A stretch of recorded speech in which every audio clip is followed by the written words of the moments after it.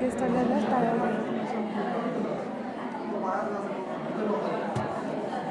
Please give them a round of applause. अरे वाजवतात सगळेजण. विचार तुम्हाला विचारते.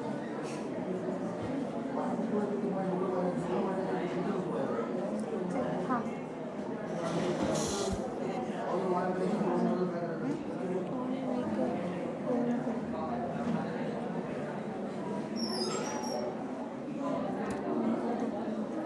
बंद करू. हे असं म्हणजे a very good morning.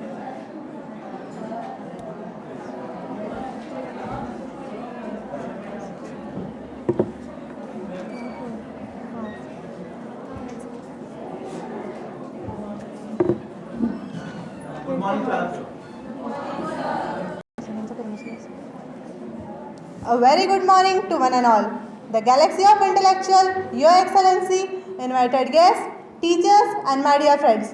I, Priyanka Jain, And I, Priyanka Madole, welcome you all for the National Conference based on Communication, Computation, and Cybersecurity, Day 2. today we have Mr.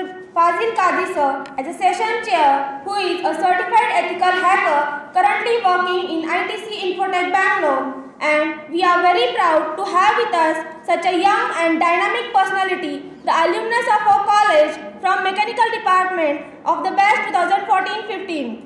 Now I request our beloved principal, Dr. S.G. Navle sir, to felicitate Fazil Kazi sir.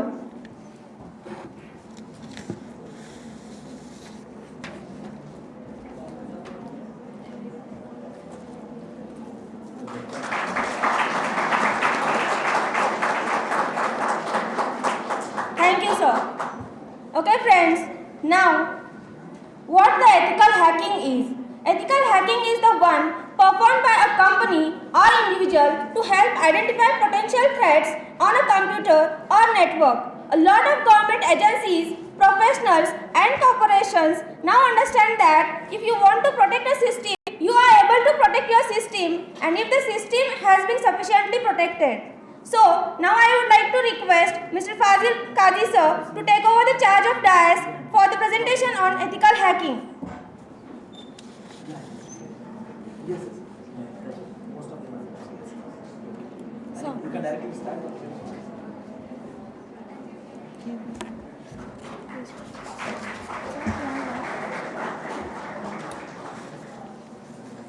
Good morning, all. It's like I was. Other people used to give a speech from here. I used to sit over there. So please don't call me sir. Mic is okay. Yeah, it's okay actually. Yeah. It's audible. Hello. Am I audible? Yes. Basically, call if anything comes up in your mind, any doubt, get up and tell Fazil this is my doubt and please clarify it. Okay? Fine. So basically, I will introduce myself. Infotech. I work in ITC Infotech as a security analyst. So what is security analyst basically? So I will explain you as we go on in the presentation. Organization which is certifying ethical hackers. After that, next month I will be joining Deloitte. Deloitte is one of the big four companies. This is basically looking into security audit and financial audit as well. So I will be a part of risk management. Anybody? Whatever. Don't keep an barrier like English or whatever. Whatever your language is, I'm fine. I know I was a part of you guys. Either stealing or unknowingly getting my entire information. You mean to say I'm a devil? Okay. As well as hacking, basically, hacking word came from US. Basically, when people working in US they started with software companies, they used to hire hackers. Hackers are a person who have better hands on computer language. So hackers were paid by the US government to have or penetrate their system and get that information about their system. So basically, it was called as red teaming. Okay. So ethical hacking and hacking, there is a lot of difference. If you go for only hacking, hacking is the part of like you don't have any permissions, you don't have any legal agreement, or you don't have anything with you guys. You are just sitting anywhere in the world, rest of the part, and you are attacking some of the systems on which is located on the other location, which can be a part of servers, which can be a part of web application, which can be a part of mobile application. If you go to the corporate side, it will be security testing, basically, or penetration testing. Penetration is to a computer, if you are a user, basically, if you see over here, there will be two, which located at other location. If you get an access to my system, you will try and enumerate yourself to the admin which is present in the network. Okay, this is penetration testing. But please manage. Give me a second.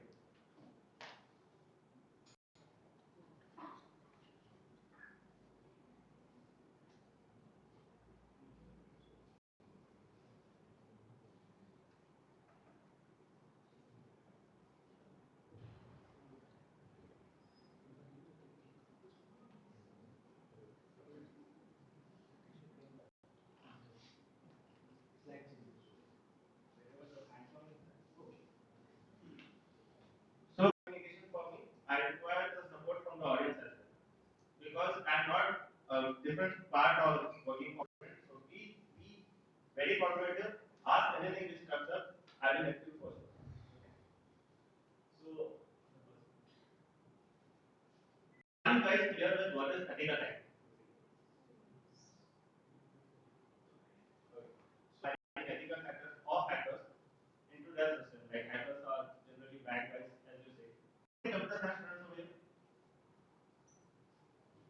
So you might be aware of ethical students. You can just tell us like anyone.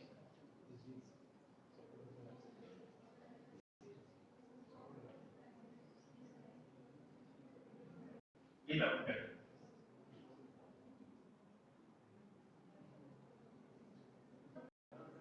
Sure. Your name please.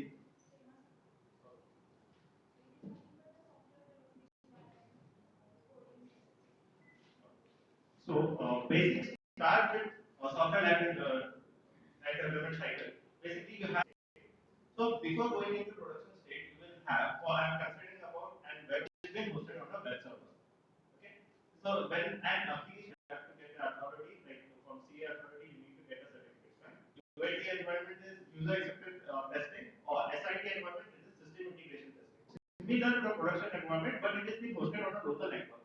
In your credentials, if you consider and normal application, you will have two types of users. One is controlling all the users. So basically, when you are going on testing for this thing, there are regressive testing which are going on part of manual testing as well, functional testing as well as security testing, all security testing. Okay. As we go on into the process, I will how you capture the request, how you go for manipulating the request of the client, request from the client and response from the server. I will just anything that an issue which comes up into the system. Okay. And some of the commands, as I told you, ethical hacking is also called as red hat penetration testing. So basically, if you are a hacker, first is black hat hacker, second is white hat hacker, third is gray hat hacker. Then two, illegal spreader, illegal things. Like basically hackers are not every hacker is a good one who is working for penetration testing or somewhere. He can be getting some financial gain, he can be getting some of the corporate gains as well. So basically that are black hat hackers. This hat thing has come up from the Hollywood movies basically. The person who does good things is categorized as a good hat hacker, and the person who does black hat like illegal stuff is categorized into black hat hacker. So gray hat hackers are basically the penetration testers like we guys. Like we do both. Like sometimes we have a personal gain, we go for black hat hacking, and when we are working for corporate, like we go for white hat. Okay. So basically, hacking is something like you break into a system, you gain an access into a system. If you consider our own network, we will be having our local IP addresses, which is hidden from the World Wide Web. Like whenever you have, like we have something, internet, intrazone. We have our local IP addresses, which are not shown on the common network. Like if I try to bring the servers of our company, of our college, I will not get the response because that will take to DMSS. That is dematerialized zone. Anyone aware of it? DMSS. So this is what I have explained. Like black hat hackers, bad guys, white hat hackers, good guys, and gray hat hackers are pen testers or security testers.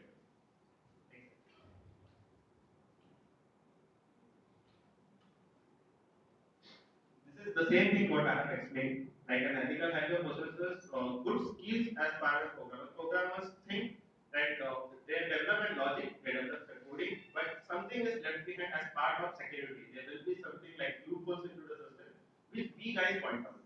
So that is what ethical hacking comes in. So protection from possible external attacks. See, anyone aware of social engineering? What is it? Anyone? Yes, please. To manipulate a person to by talks. Yeah. Social engineering. Social engineering is part of a scientific. Social engineering is like when you are communicating in a group of people, like you might have received like this kind of mail. Your mail ID has got like 10,000 crores or rupees or something like that, and this is what. These are a part of phishing mails. If you reply to this mail, there will be a malicious link which will be stored into it, which you guys will think it is an authorized link, but the attacker will be storing your credentials or you are working on your net banking app, they will be trying to steal your session IDs, your cookies. Anyone knowing cookies? What is it? Cookies is hardly to how many KBs? 512 KBs, something like. But I will tell you the importance of cookies, how important it is. Anyone, what is cookies?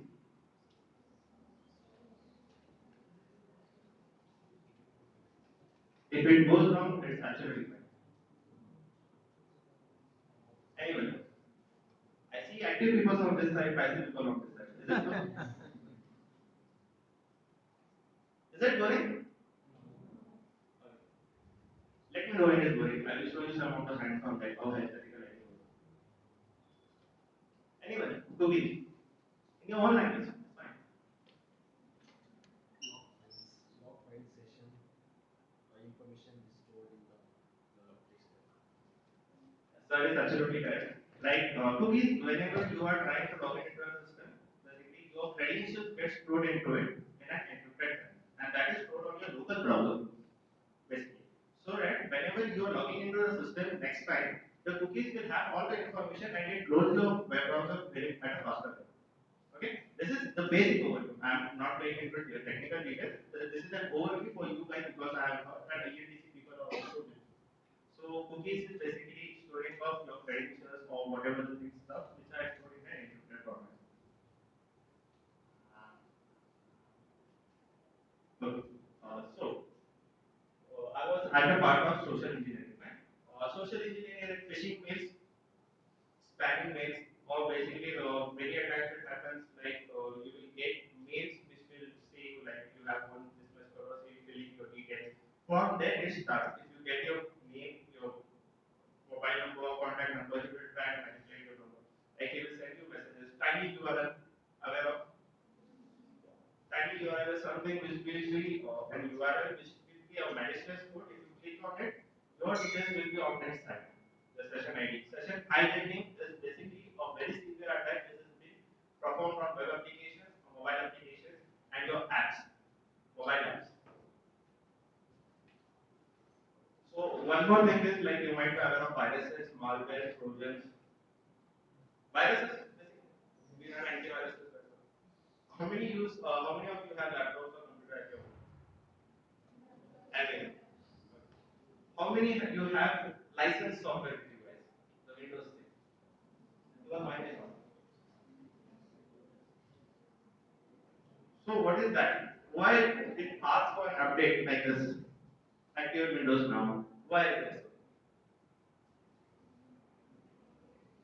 There are. I will show you one site that is FireEye. FireEye is a company who is dealing with threat management and that of things.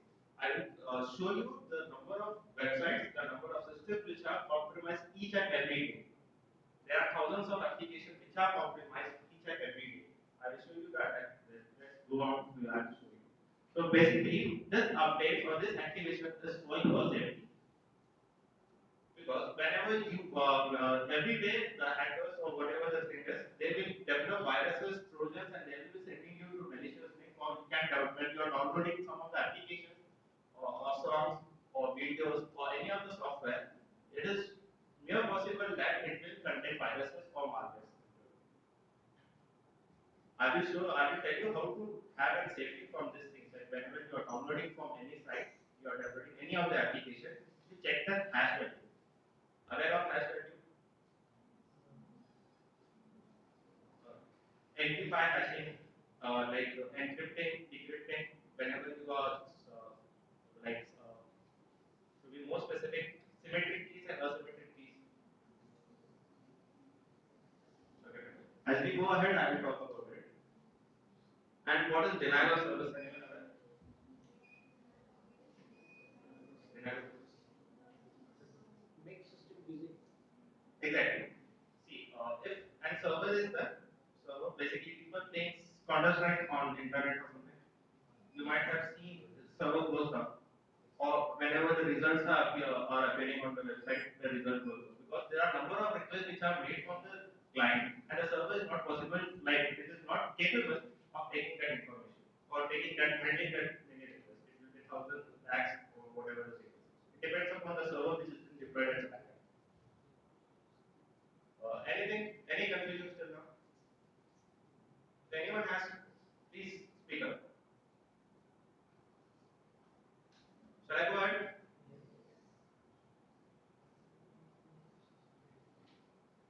Okay. Basically, when it comes to ethical hacking, there are five steps. Five steps is basically this is more into technical. I will tell you first of all the technical details, and then I will give a common idea. Okay. The first step which goes is recognize of footprint. Footprinting. Basically, whenever you have an application or whatever, if you want to start hacking, you should know what exactly you are hacking into. Okay? You need to know the IP address of it. You need to know the server, the location where exactly it is located, or who is your target basically. Who is going to be your target? A target can be anyone. A person sitting over here, a person sitting over here, or me. Anyone can hack me as well. So he need to have some information about me, or you guys to hack into your system.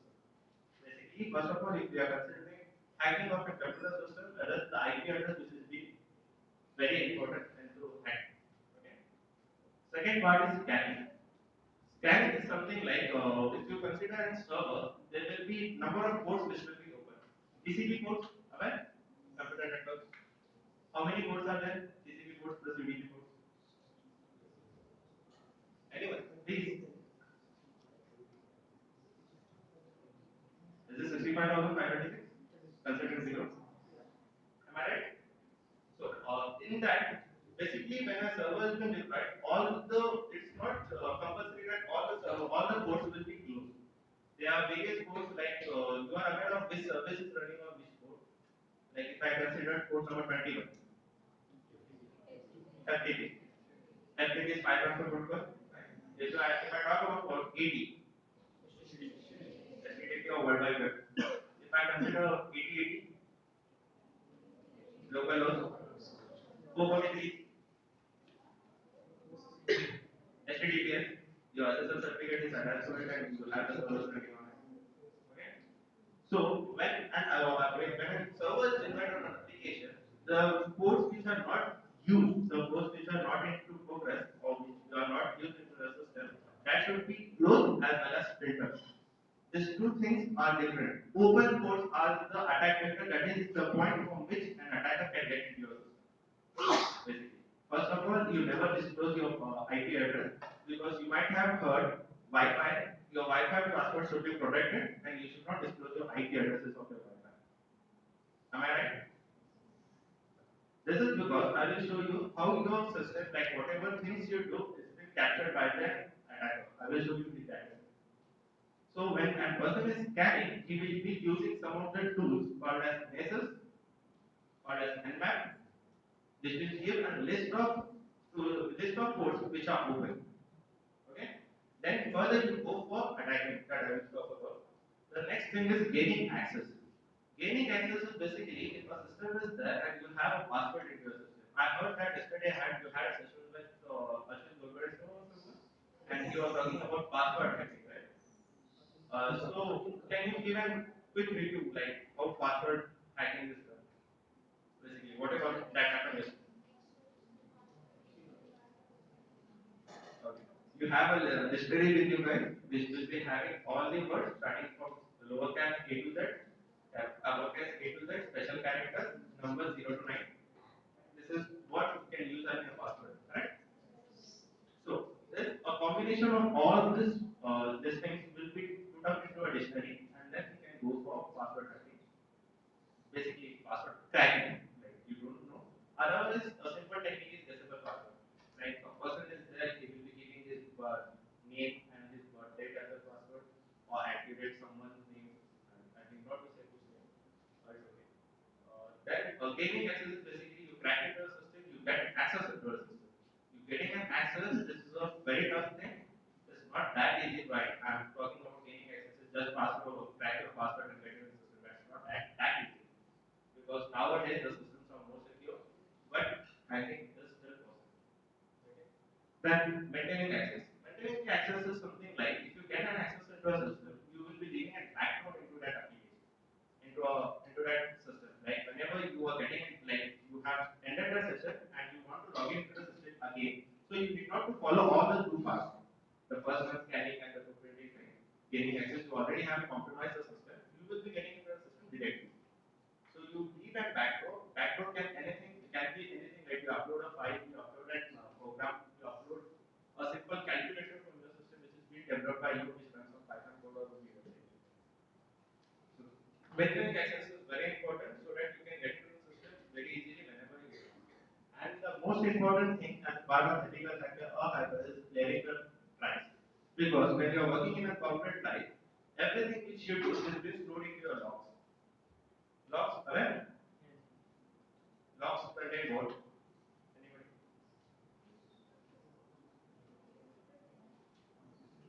What does log contain?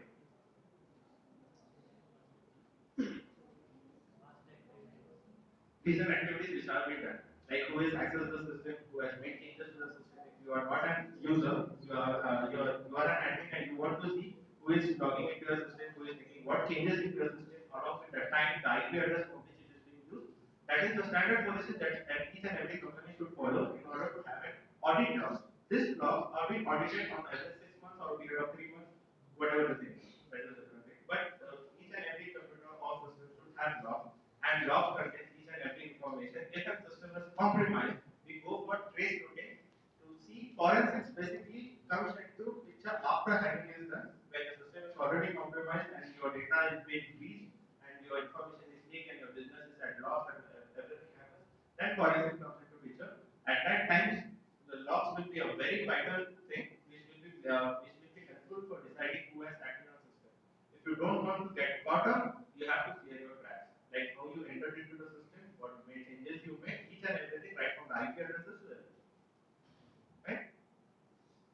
Any questions on this? If anyone has any questions, please be like go on. I don't want this communication to be one way. I want communication from both ways. At the last, everyone is awake? Right there. Awake? See, you're getting what I'm speaking about. Is it I'm going very fast or is it simple? Yeah, this is. Then the first step of ethical hacking is recognition. Sorry. So for IP address, we need a PC to hack. So exactly, if it is about mobile, what information does the hacker need to exactly hack the mobiles? Your mobile also has an each and every mobile has an IP address. We have your MAC addresses. There is some term called as MAC spoofing.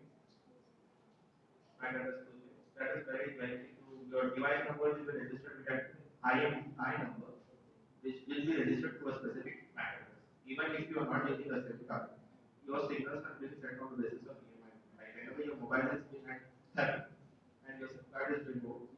Right? Anything else? I'm very happy that questions are coming up. Please go ahead. If you're happy. Should I go ahead? Wait. Just hold on. Okay. Ethical hacking, if you are not getting it, what exactly I am talking about into more technical stuff or something, I will give a very common example. Consider you are thieving something. You are a robber. You want to thieve something. You want to get into a house. So what you will do? अगर मेरे को किसी के घर में चोरी करनी है तो मैं मैं क्या करूँ?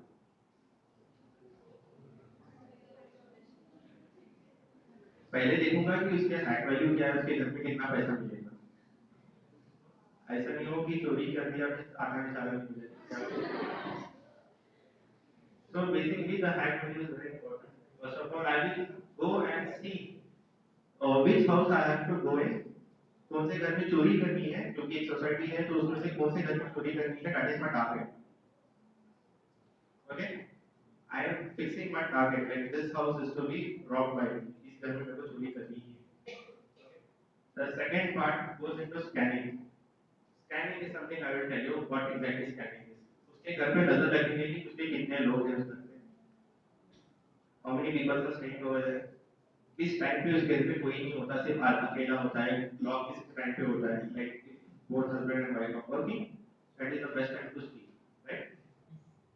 So this is scanning. I scan like what time I can do it. Third one is gaining access. Gaining access is you will not go straight away lock. आपके पास चाबी तो नहीं होगी घर की, खोल लिया और अंदर चले जाओ. You have to find some way to get into a system. Like you will get into an through a window or some of the things. Okay? So that is gaining access. Third one, fourth one goes as maintaining access. What is maintaining access? Maintaining access is एक बार चोरी कर ली तो वापस उस घर में घुसने के लिए कोई तो कोई जगह होगी ना. आपको you need something to get into a system back again. That is maintaining access. So if one is clearing flats, आपने ही चोरी की इसका क्या proof है? You don't leave anything, you don't leave your fingerprints, nothing, you don't leave your whatever stuff you carry. If you are not caught, आप अच्छे चोर हो, you are a good hacker. Am I correct? So this is ethical hacking, simple language. Got it? So that was a part of ethical hacking. Okay. Now I'm talking about penetration testing, which is being carried out by the corporate life in order to make the system more secure. More secure in the sense, like none of the systems which are available on the internet is even secure. You can't say that my system is 110% secure, 100% secure. No. There will be some of the ways by which ever come across zero ever. Okay. Computer science people, I will tell you. If I give you an application, like you have to develop a simple calculator or something, what will be the first step you will do? I'm not talking about active programmers who want die-hard coding, lazy programmers. You will go on Google, you will copy that code, you will paste it, and you will start using it. Any of the friend, like my project is complete, I am done. Nobody checks like how it is going on. So basically, this application who has developed, you should think. Basically, this is the logic I will tell you. Somebody has put up this application way back 2 or 3 years back. So if an hacker is looking into something, he will first of all try and find some loopholes into that application, which has been already been the code which is already been uploaded on the internet. Okay. He will find some of the vulnerabilities. And when you are using that application, I'm not talking about calculator only. Whenever you are talking about a corporate like application which is very critical, which has your username and password, and knowingly or unknowingly as a part of laziness, you copy that code and you paste it into an application and you run it into a library. Whole of the system can get corrupted. Am I correct? So basically, security loopholes are found due to laziness of the developers. Not laziness, not every developer is lazy, but they know it or they don't know it. Like they copy the framework, they copy the code, and code contains malicious code many a times, and this has happened into very big companies as well. And this is a very big issue that will come. So whenever you are downloading something, I will show you how to download, which files to download, how to check the MD5 hash values. You might have done MD5 as well. So whenever you are doing stuff. So security penetration testing, first one preparation. Preparation is something like you don't have to go and find the target, the sales team will do it. Sales team will be approaching people like other companies and they will be going ahead with the penetration testing or something. So then you get the source code. Okay, first of all I will tell you, there are four parts into penetration testing. First one will be mobile application testing, that is dynamic or static. What is dynamic and static in web application? pages and static pages.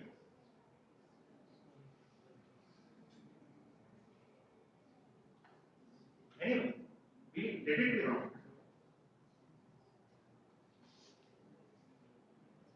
Aware, like you guys know it, web application dynamic and static. Okay, consider Wikipedia. What is it? How come the information is changed by the admin itself? That's the thing. Or ethical hacking, and you search for the page of Wikipedia, each and every person will be having the same information. No change in the information until and unless admin and the server and make changes to it. Okay, that is static. Second one is dynamic. What is dynamic? Best example is you are logging into your credentials.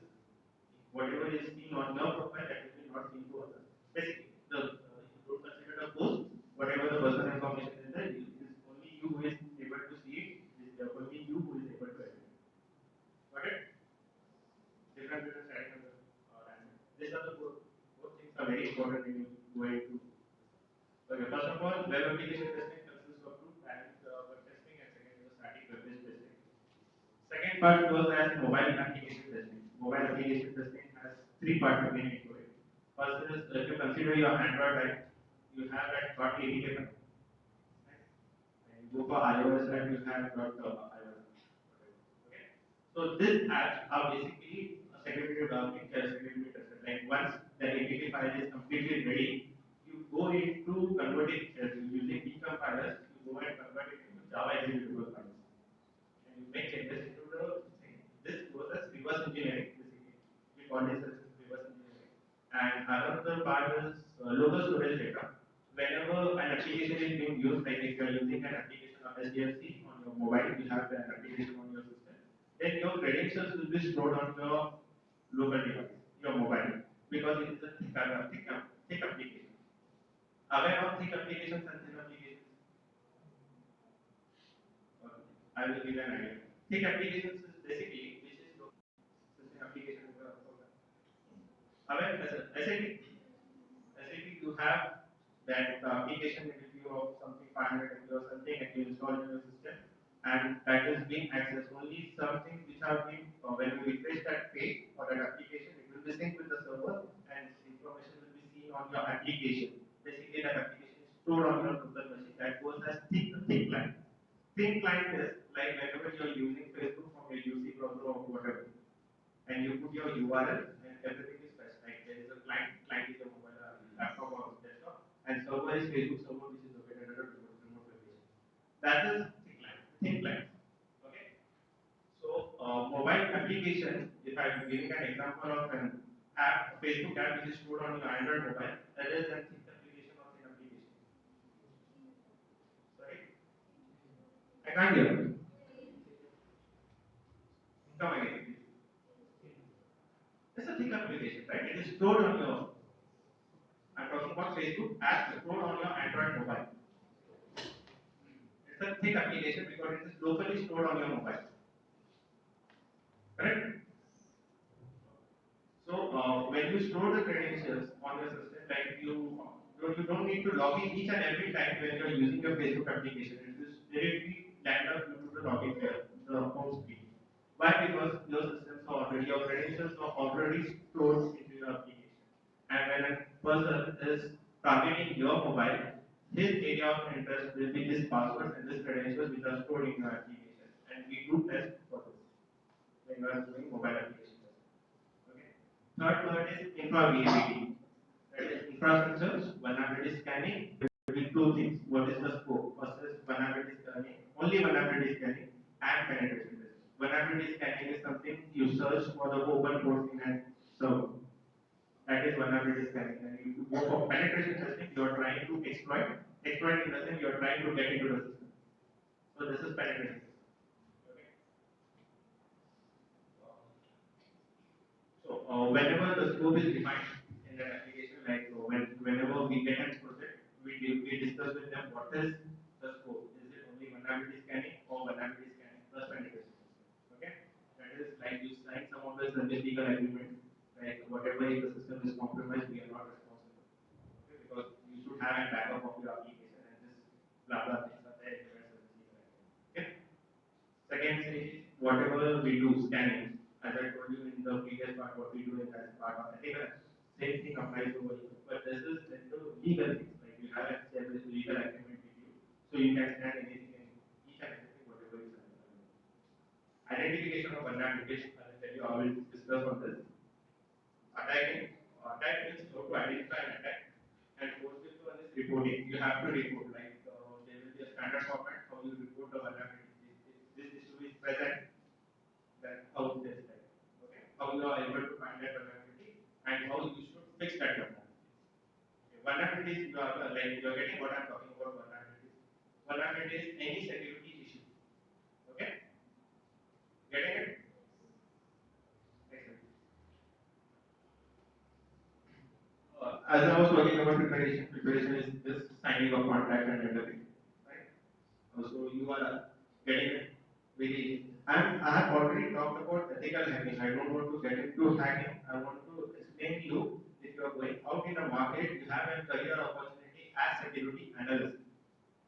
Okay, computer science guys, you have very good opportunities outside because security professionals are very rare to find and they are paid high. Okay. In matter of 5 years of experience or 6 years of experience, you can be a solution architect as well or a security senior consultant, which will pay you around 15 lakhs per year as well, in matter of 5 years. Okay. Next.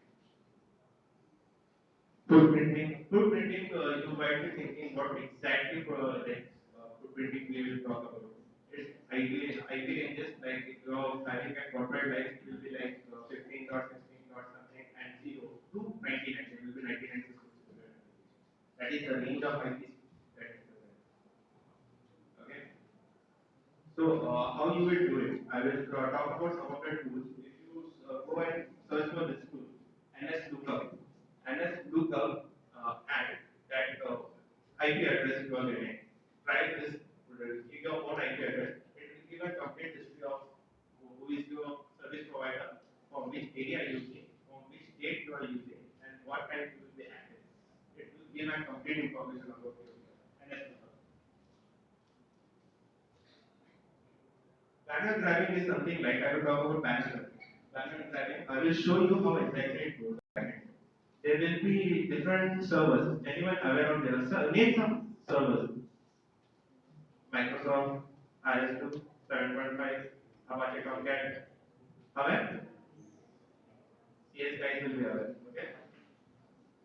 So banner value, whenever you are disclosing, whenever you are using, and hacker whenever he wants to get into a system, he will first decide what type of server you guys are using.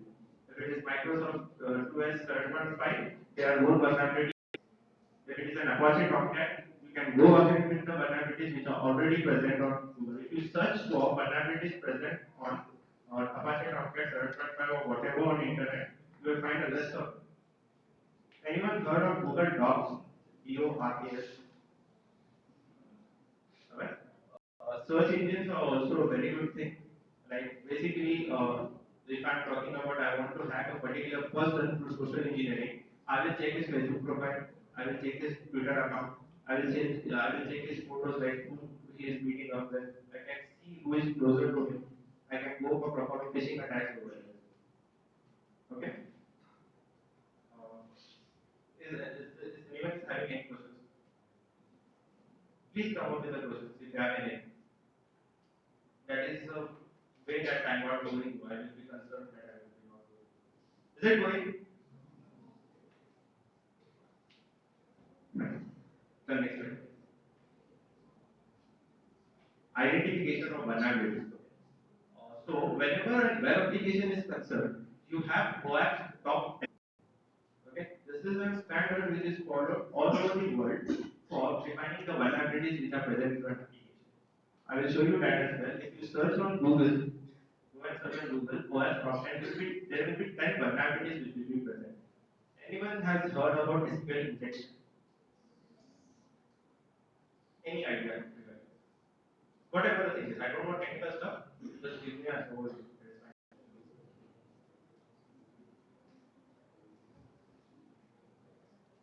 Type the query in the search box, text box, and get the information of the database information.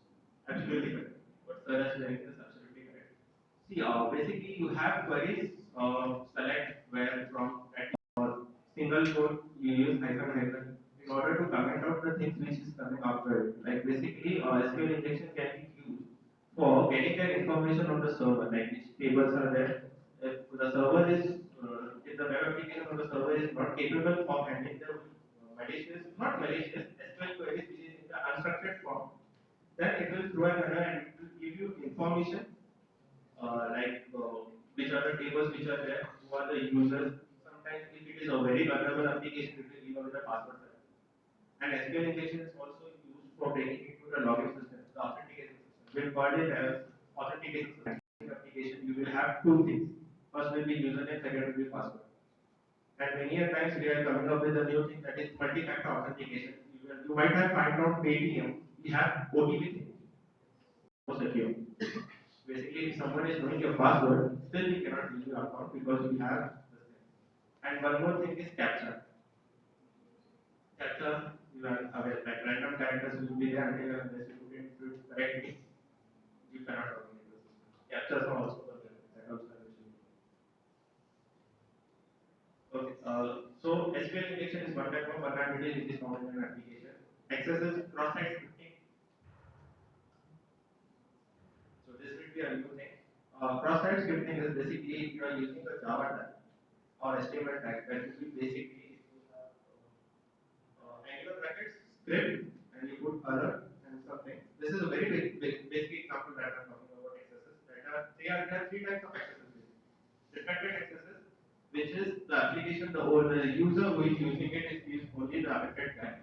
Stored accesses in which JavaScript are stored on the database. Whenever you are going and clicking on that or SQL query, or Java tag or HTML tag, you will be affected. Affected in the sense your session attacker and he will be using your account, that is session identity. So accesses is also a very critical vulnerability which is found in your application. So many a times what I was talking about, if your Windows is not active, unpatched OS, like what your updates come, that means your system is patched to some of the known vulnerabilities which have been identified by the developers who are sitting in Microsoft. They will find patches for it and they will update your OS. So that is unpatched vulnerabilities in a services operating system, etc. Possible vulnerabilities what I have talked about. Like if you copy a code from an internet and you are and using internet application, that goes as known vulnerabilities. If you know it, the vulnerabilities might be present or there will be some of the, there are many of the, what do you say, vulnerable platforms like PHP we are using. ENTC guys will be getting bored if I'm going to PHP things. Okay, there are some PHP platforms which are vulnerable, but still the developers use it because they are very easy to program. Of the time, for the ease of use, coders what they will do to remember the password, they will store the password into comments and they leave it out into the code. And when an attacker is going into a web page and he is checking the source code, he will find a password over there. This is not possible each and every time, but many a times due to insecure programming or the laziness of the developers or he is unaware, he has forgotten something, he leaves out, but the system has been compromised due to it. Okay. And weak access control. Weak access control, what I'm talking about is something called as privilege escalation. Okay. If I'm giving you an example, like if there are two users, three users I will consider. Consider Rajan sir and sir both are the users and I am the admin. Admin is at a higher level and sirs are at some below level. They are only the users right now. Okay. So sir will log in with this account, his username and account, and he will try to access Rajan sir's account. Is it possible? Many a times, what happens is there is no proper authentication system in place. Okay, you have a list of users, but due to broken authentication into the system or improper coding, anyone can make changes into the UI. You might have seen if you have one application, how you password check. Password is just if I'm entering that password, how it will be checking that I am the only user and it is the correct password. You go on a database, you check it, you validate it. Many a time, what coders do is they set in black box. If the password is matching with the password which is entered into the server, it will set a tag as password. If it it's authenticated, it will throw a response that you are the user, you can use it. And equal to 1.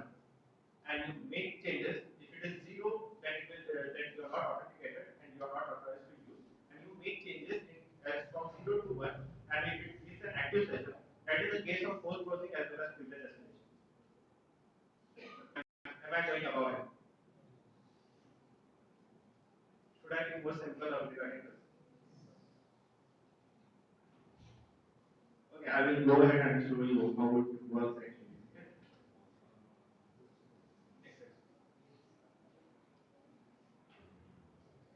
Okay, main thing when cyber security or whatever the thing come on any of the website and they ask for a password. Password basically you might have seen on website there is that you should use uppercase, lowercase, special characters, numbers. Why is it for? Have you come across this? Like whenever you are setting up a password, it shows it is a weak password. So we recommend you guys to use a strong password so that the dictionary attacks which I am talking about, dictionary attacks when you have a combination of all the characters and develop the various complete dictionary, it will take a space of 1 TB. I'm not joking, it's 1 TB if you use all the possible cases, if you have all the permutation and combinations used, it will be around 1 TB. And 1 TB of hard disk is not a joke nowadays. Okay? You can have it, but each and every attacker will not have it. Okay? So if you are using a complex password with your thing, it will take much more time to crack your password. Therefore, we ask you to use uppercase, lowercase, special characters, numbers in your password to make your system more secure. Okay? Listening to traffic, I will practically show this thing. This thing, insecure programming, SQL injection, which I was talking about. Injection logic is something like when you are registering, consider a page which is there for registering yourself.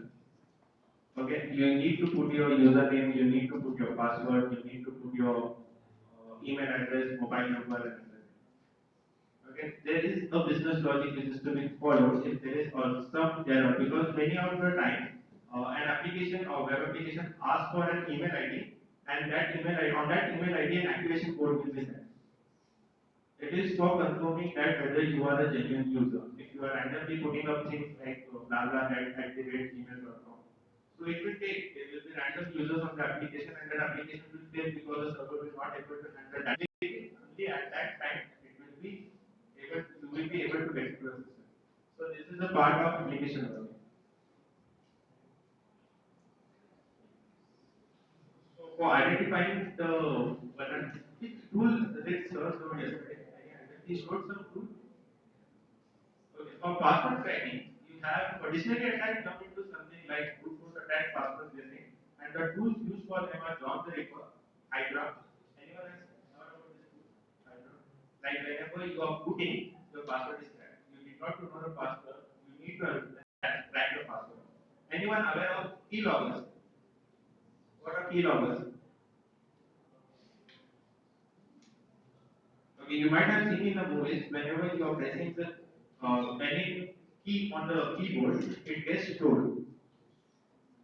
If the system is compromised and you are able to see that code, it will be either stored in the format of bytes or bits or the plain text as well. The ASIC code, you know ASIC code? ISC, American Standard Code in that format. If you want to categorize the application, basically the vulnerabilities which are found, there are two. First is OS for web application, it will be OS top 10 or SANS 20 CVE rate, which I am talking about this. The vulnerabilities which are found, there are two things. First, if I consider, everyone knows about SPTP and SPTPS basically. What is the difference between them? Anyone? Anyone? Difference between simple thing. HTTP के अंदर सिर्फ HTTP है आगे ऐसा लगा. Yes, please.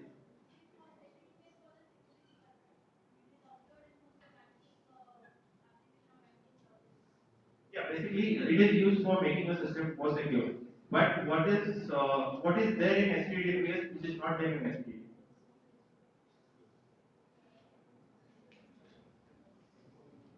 Heard about SSL certificates? SSL certificates are mapped to UI. Means whenever you are using HTTP, if you are using your credentials, it goes into unencrypted format. Basically, everything is visible into plain text. That is HTTP. If you are using HTTPS, everything is being encrypted and it is sent over a secure channel. That is SSL certificate is Windows socket. Am I correct? Now, SSL certificates are also considered.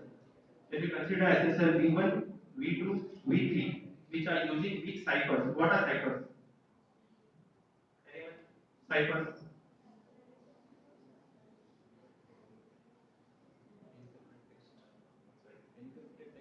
Encrypted. The logic is used for encrypting the text. It is called as cipher. Whenever you are using cipher, that is the algorithm which is used for encrypting the data.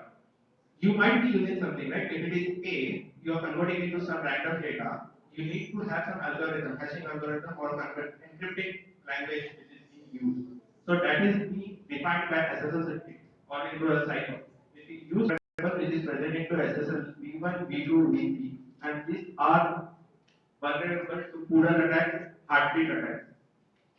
Okay, I will not go into deep into it, what is poodle attack and heartbeat attack, but these things are vulnerable. Therefore, cybersecurity team has always recommended you to have an, or not to have an SSL, to have an TLS. Heard about TLS? Transfer. Yep. So there will be two things into it, TSL 1.0, 1.2 and 1.3. So we recommend you to guys to use TLS 1.3. Whenever you guys, computer science guys, when you are going into any of the corporate life, you will be made to use these things and you should know which application goes with which thing. Like if you are using RC4 site or it will be 64-bit, it will be very vulnerable. You should use 25 or something above it, which is 128. Okay? Next. So this thing are the same thing what I am talking about. If a hacker is not getting any information in your system, at last he will go for denial of service. Denial is able to take it and your system will crash. Crash in the sense it will not respond. It will not be able to handle the request. Whenever a server, how you define a server? Like a capacity. I'm talking about like to mechanical stuff. I will talk about capacity. What is how you define the capacity of a server?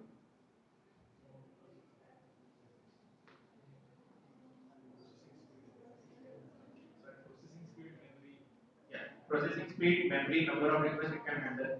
Okay. If you are sending number of requests, it has to process, right? If you are logging into a system, it has to check whether the same credentials are present on the database. It has some memory, it has the processing speed, it has to validate you guys. Therefore, whenever you are sending number of requests, I'm not talking about it will be not in thousands, it will be to lakhs of requests which is going on the server. When the server is not possible to take it, it will crash. And this is denial of service. Denial of service is also an older thing. People have come out with distributed denial of services. That is DDoS. Okay, that is the recent thing which is being followed by the user, but corporate life you don't go for it. If a hacker is frustrated, he's not getting into your system, he will use it. Okay? Any question? I see people sleeping at the last. Okay, so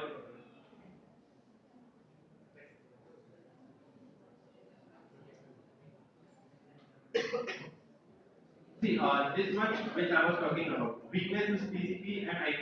TCP IP, that is what I was talking about. If your system is not using file transfer protocol, you should delete it, close it, or filter it. Close and filter is the best option for blocking all the IP addresses. Sorry, all the ports which are there. Anyone heard about SMTP? Simple Mail Transfer Protocol. Which port it runs on? Which port it runs on? So, why it is used? Anyone has an idea why it is used? Yes. If it is an intra-zone, you need SMTP. If your application is facing the internet, you don't need SMTP. Okay. And if you are keeping it open, that is the attack. Right. So, I will show you basically a tool called as Kali Linux. It is an operating system, Kali Linux. Aware of Kali cleanliness is basically used by penetration testers in order to get into the system. Not get into the system, it is an open source distribution. EPN, EPN has developed like all the pen testers of the world have come from and they have developed in this OS, which is Kali Linux. Previously it was known as Backtrack 1.0. Now it has come up with Kali Linux 2.0. It is after the name of Makali because she had different what do you say, tools with her. So they have come up with the name Kali. So you can guess the number of attackers who are present in India itself because it depends on how many people are coming up with the same. And also now they are coming up with 2.2, that will be known as SAN. Okay, I will show you the GUI of it, like which tools are available, which tools are not.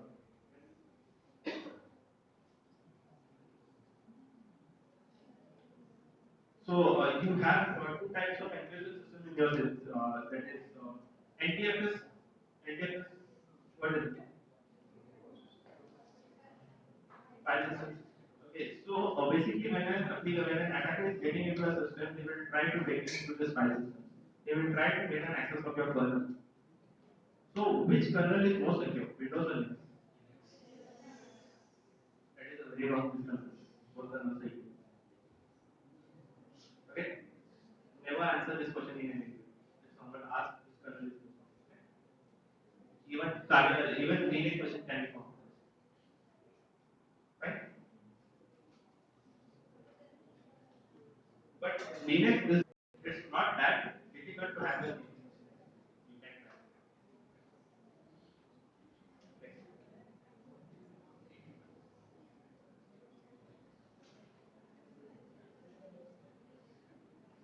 The same thing goes on, like spamming, phishing, that are part of social engineering that goes on. Gaining access to application databases. This is very important. Can you name some of the database languages that are being used? Anyone, please. SQL.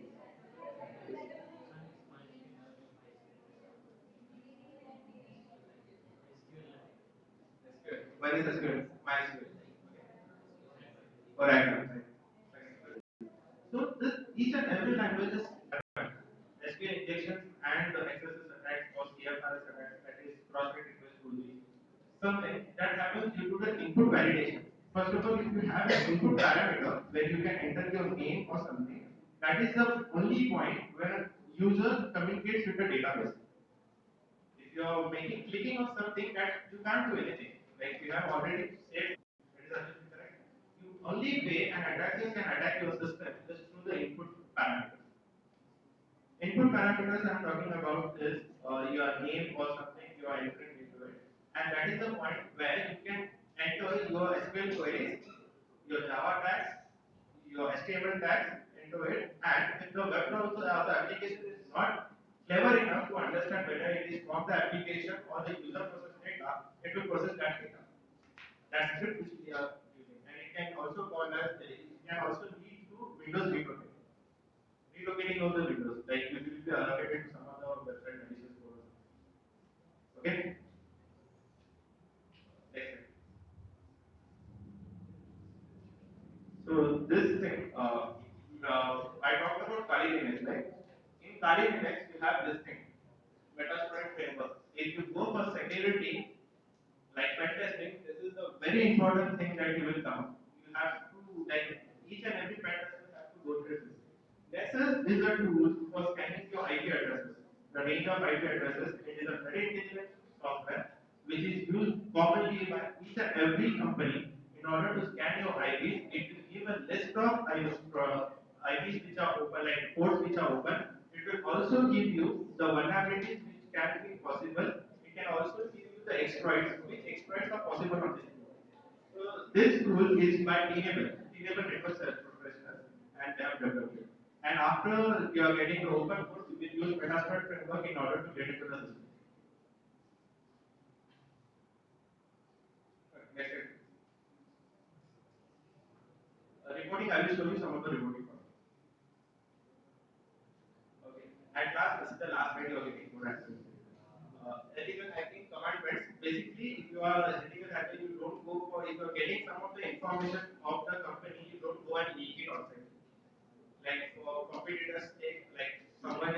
calling me again. So I will not go and tell that I want some vulnerabilities. Like I have worked on other address booking application I have worked on. So I will not go and tell that this is the vulnerability that I have found so that he can attack into the system. So basically, not leaking of the information is basically some of the commandments and not to crash into the system. It was the last slide. Thanks for hearing. I will show you some of the practical applications. I will show you Kali Linux. I will show you how you capture it. So how much time we need? Okay. I will try and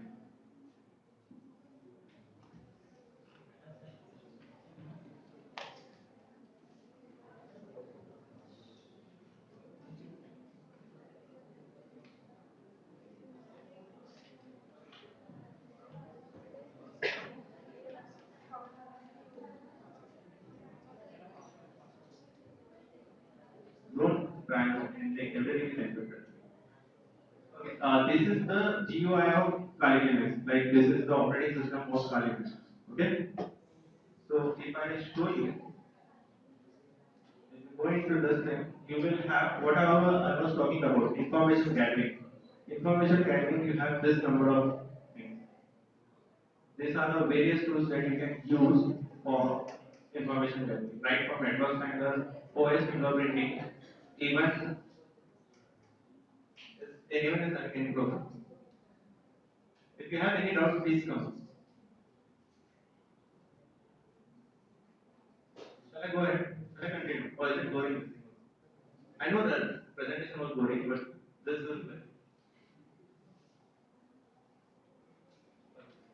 going ahead. These are the various tools that you can use. Not only this, if you go into this IDS and IDS identification. What is IDS and IDS? Anyone knows what is IDS and IDS? Internet prevention system and intrusion prevention system and intrusion detection system. It is basically related with firewalls. What are firewalls? Why we deploy firewalls?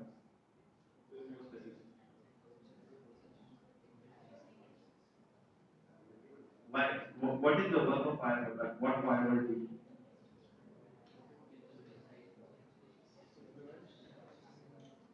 Exactly. Like whenever see what happens is each and every company will have their own base servers. Like if you are considering ITS Infotech, it will be having itsinfotech.com as a DNS server. If you are considering Deloitte, it will be Deloitte.com. So basically, when a mail comes from an external server, like if it is coming from Gmail or it is coming from Yahoo.com, what we do is basically we filter it out. Like it will contain some attachment. Even a Word document is malicious. Have you seen an option into Word macros? Have you ever used it macros? What is macro? Like simple. Macro is something that you automate all your processes. Okay. What you do manually, it goes into automatic. Okay. That is a macro. Even you can have malicious code into your Word document, and when you open that attachment, your session IDs and everything are common, and your session is being handled. Okay. This is not an easy thing. But still it happens. So many other times we have programs into any company giving them information about don't open attached like if you go into companies you get to know you are getting mails every week. Do not open any of the attachments which is coming from unknown sources. Even your mail ID should be getting it. As I've spoken about that thing, right? So your account has one. Why will he come and give it to you? So these are all the phishing mails. Be aware of it. Okay. So IPS and IDS deductions basically whenever you are pinging into a system, ping you have to ping. Why you use ping? Whether it is active or not. For pinging, you use ICMP packets. Alright? Okay. ICMP packets are basically being sent from the client to the server, or not the client to the server, from the attackers to the victim machine to see whether the system is up or not. So firewalls basically what they do is they secure like if you consider there will be there will be a 15 computers over here, it will be into a dematerialized zone. They will be having their own IPs. But whenever I'm picking from outside, I cannot get an access to inside of the system because it will show an false IP address to me. Firewall. It will be filtering. Firewall is basically a filtering thing, a wall which avoids you to get into a system. But firewalls can also be beaten. That is like you call it as fire walking. You walk over it basically. Not walking, not physically, virtually.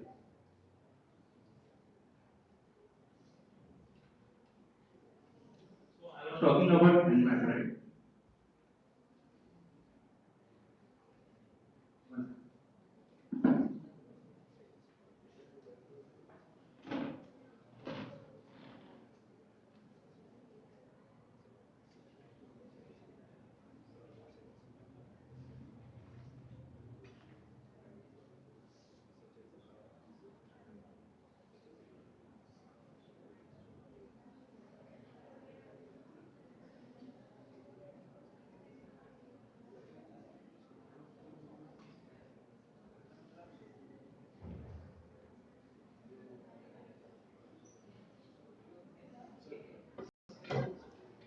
But I'm not hacking into a system, I'm just programming the system.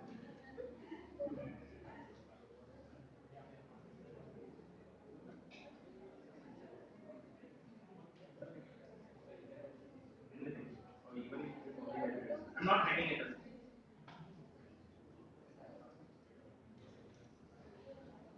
Okay, I have the IP address of our service.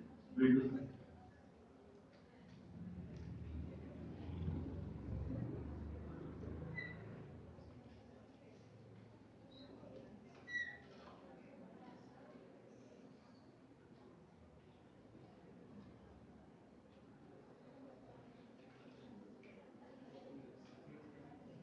It takes some time. Just hold on.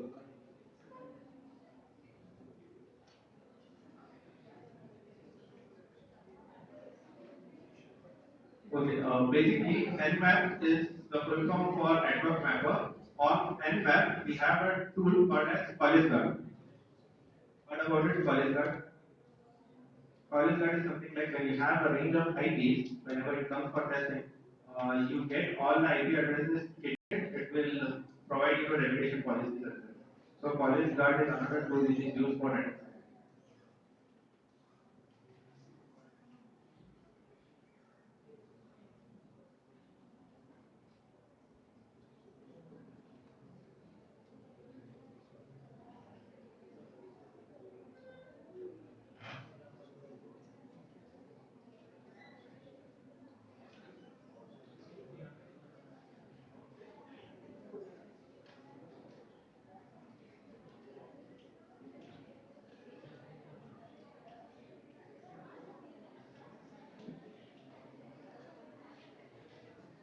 Okay, this is one of the tools which is used for network scanning. It will give an analysis. I will show you the report, like one of the reports, like how you will get it. It is a report for info VAP. Don't tell this anyone that I have showed you the report. This is a company. Data.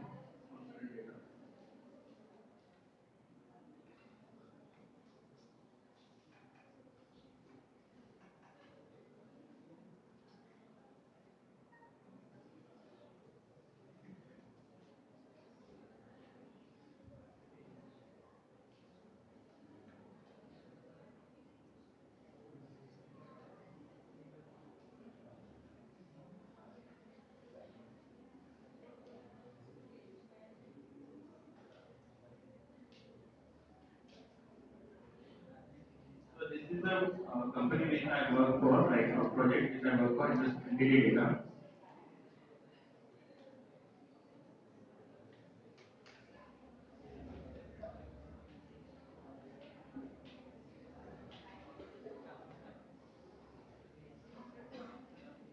So this is the reporting format, how you report.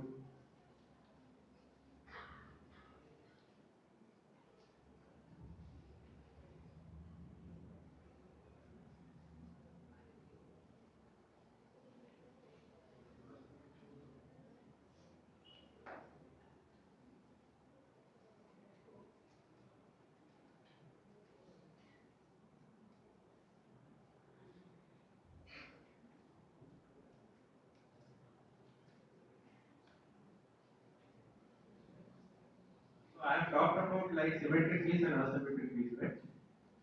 What is anyone knows what is symmetric key and asymmetric key? The difference between them? Why are these used basically? Symmetric keys and asymmetric keys. What is the purpose? Sorry? Exactly. It is used for encryption and decryption. If I'm talking about symmetric keys or asymmetric keys, basically if I'm talking about symmetric keys, the encrypting and the decrypting key is the same basically. Symmetric key is basically what I'm talking about that if I'm including at one end, the same key will be available at the other. Okay, it is being pre-shared basically. If I'm using a static web application browser, it will be there in a client browser so that whenever the data is being fetched, everything is decrypted. Okay, and you have a separate communication. Asymmetric keys, you have two different keys, public and private. Okay, so not going deeper into it. So they should have stronger algorithms. That should be well and about 2048 bits. Okay.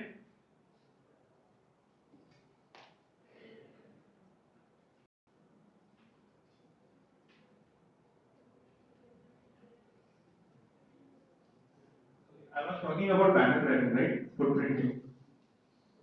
Footprinting. See, over here, it is the IP address of your system, and this is the port number. After the colon, it is the port number 443. That is your SSH.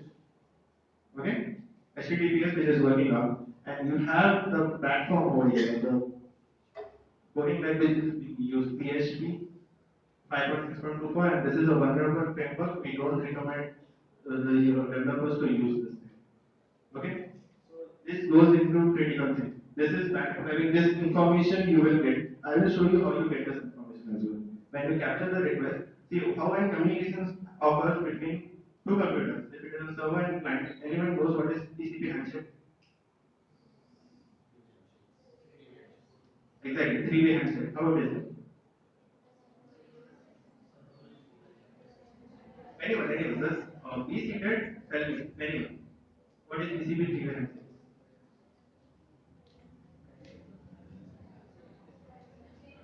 There are three types. Sync, S-minus. Sync is that ma'am. Server to client. Okay, client to server. I'm weak in it. Sync client to server. Then sync acknowledgement, that is S-minus ACK. That is being sent from server to the client. This is for the start of the communication. For the end of the communication, pin acknowledgement and done. Okay, this is the TCP handshake.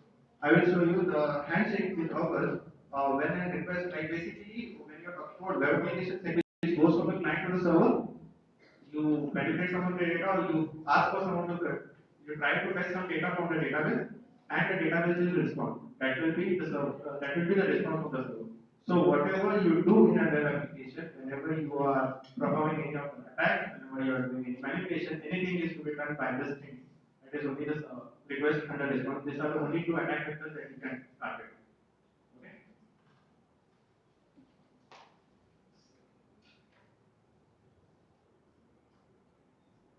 So when you run,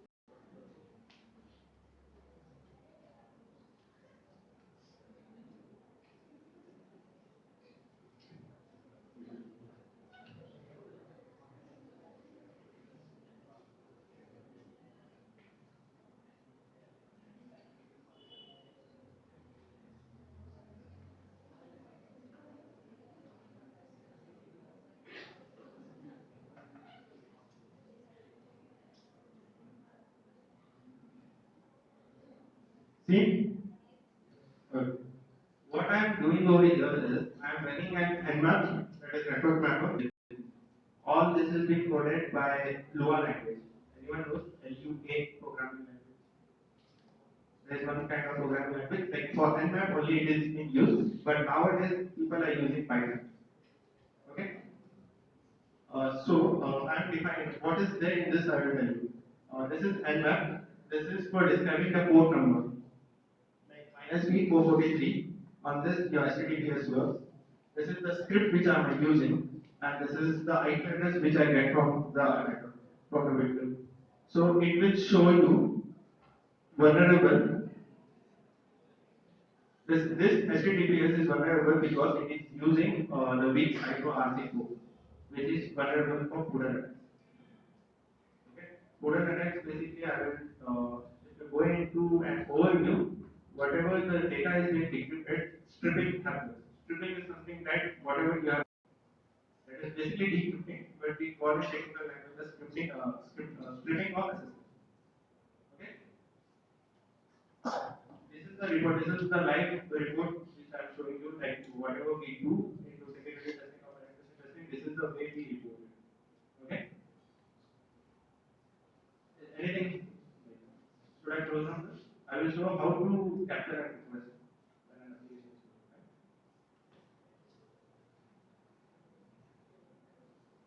You have a tool called as browse.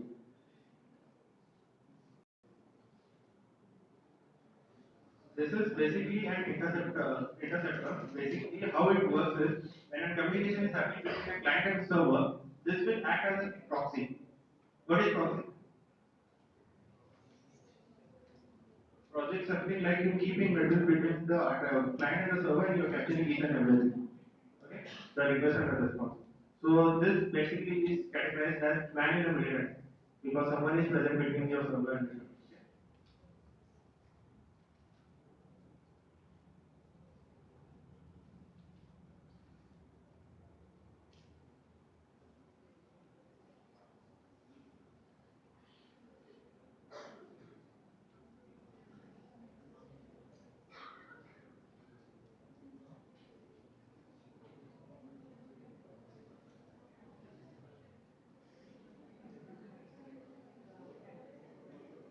So basically, port 8080 is used for local host, right? 127.0.1. This is an proxy. I'm not connecting to the internet right now. I'm showing you how it is built.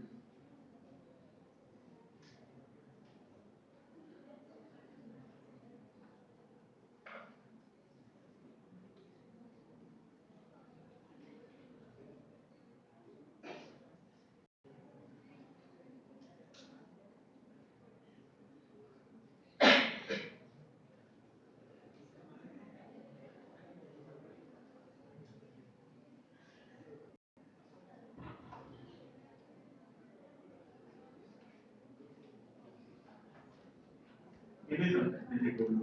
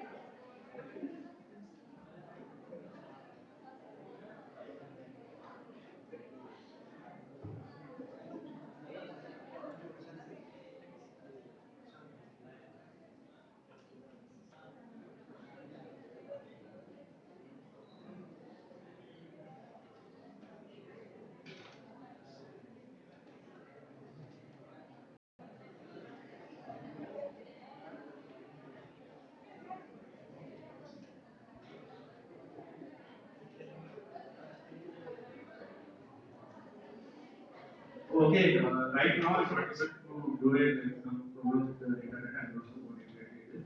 But bulb suit is basically something which is used for capturing your request and you can make changes into it. You might have heard about Wireshark as well. Anyone has heard about Wireshark? Wireshark and this thing, these are basically used for packet analysis. Okay, whatever the data, like whatever requests are flowing, each and every packet has been captured, and then you make an analysis of it to see how that application is behaving